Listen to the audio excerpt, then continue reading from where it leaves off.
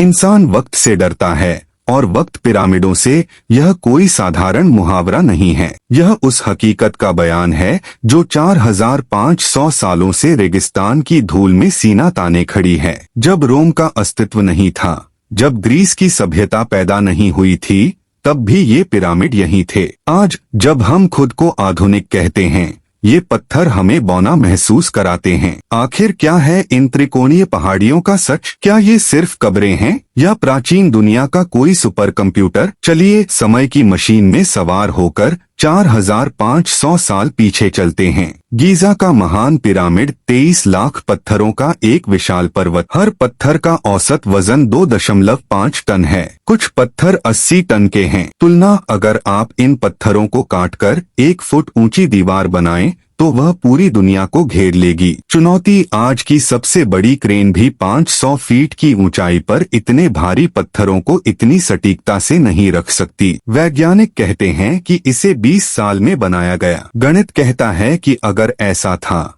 तो मजदूरों को हर 2 मिनट में एक पत्थर सेट करना पड़ता, दिन रात बिना रुके। क्या यह मुमकिन है या फिर हमारे इतिहास की किताबों में कोई बड़ा पन्ना गायब है? पिरामिड बनाने वाले केवल मजदूर नहीं बल्कि महान गणितज्ञ थे। पाए का रहस्य, पिरामिड की परिधि और ऊंचाई का अनुपात वही है जो एक वृत्त सर्कल के व्यास और परिधि का होता है। प्रकाश की गति, क्या आप जानते हैं कि महान पिरामिड के भौगोलिक निर्देशांक कोऑर्डिनेट्स 29.979245 सर्क n है और प्रकाश की गति स्पीड ऑफ लाइट 299 792 458 मीटर प्रति सेकंड है। क्या यह महज एक इत्तेफाक है? ओरियन संरेखण, गीजा के 3 पिरामिड आसमान के ओरियन बेल्ट के 3 सितारों के साथ 100% मैच करते हैं। प्राचीन मिस्रवासी मानते थे कि उनके देवता इन्हीं सितारों से आए थे। क्या यह पिरामिड ब्रह्मांड के लिए एक विशाल लैंडिंग पैड था? पिरामिडों का रक्षक स्फिंक्स,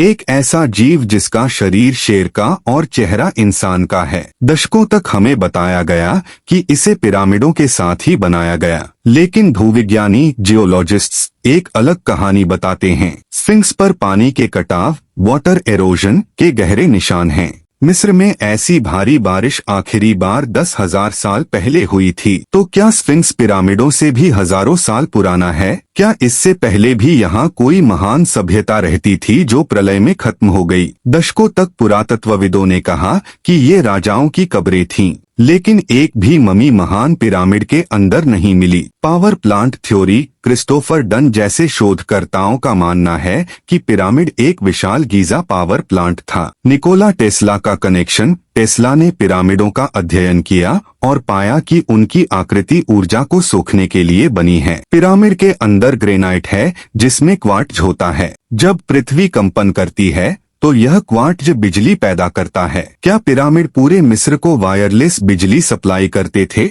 डेंडेरा लाइट के चित्र इसी ओर इशारा करते हैं। जो राजा की शांति भंग करेगा, मौत के पंख उसे कुचल देंगे।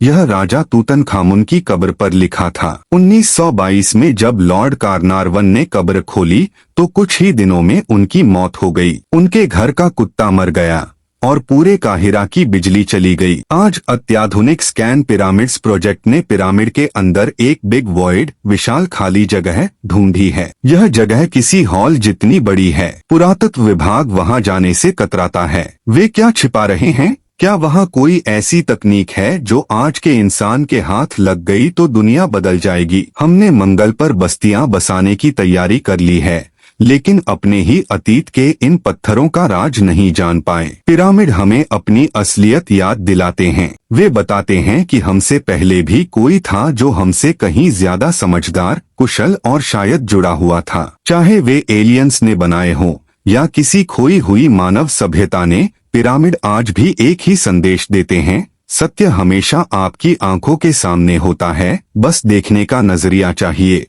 जब तक ये पत्थर खड़े हैं, इंसान सवाल पूछता रहेगा और शायद एक दिन ये पत्थर खुद अपनी कहानी सुनाएंगे। आज की वीडियो में इतना ही। ये वीडियो आप लोगों को कैसी लगी? हम मिलते अगली वीडियो में कल शाम 7 बजे। लाइक सब्सक्राइब करना मत भूलिएगा। Bye bye.